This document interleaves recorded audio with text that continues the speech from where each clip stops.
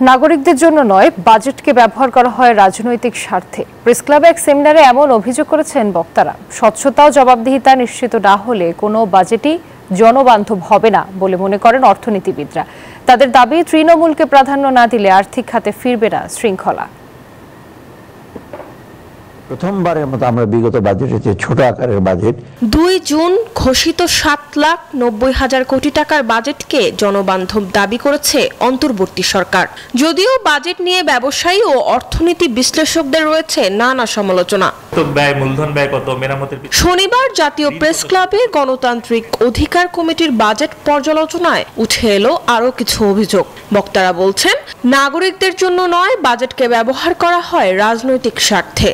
এই যে সরকার নতুন গণ অভ্যুত্থানের পরে আসছে, তারা বারবার বলছেন তারা সংস্কার চান, তারা নানান জায়গায় নতুন নতুন কাজ করতে চান।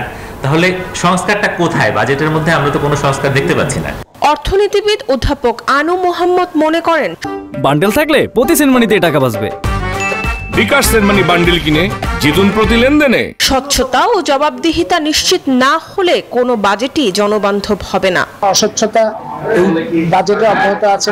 যে সমস্ত প্রাণ প্রকৃতি বিনাশী প্রকল্প গত সরকারের আমলে নেওয়া হয়েছিল, রামপাল, রূপপুর, মাতারবাড়ি, পায়রা, সেই সমস্ত প্রকল্প থেকে বেরিয়ে এসে জাতীয় সক্ষমতা বাড়ানোর মাধ্যমে অর্থনীতির দিকটা পরিবর্তন করা, জনপন্থী অর্থনীতি তৈরি করার যে উদ্যোগটা দরকার ছিল, সেটার অভাবও আমরা এই বাজেটে দেখতে পাচ্ছি।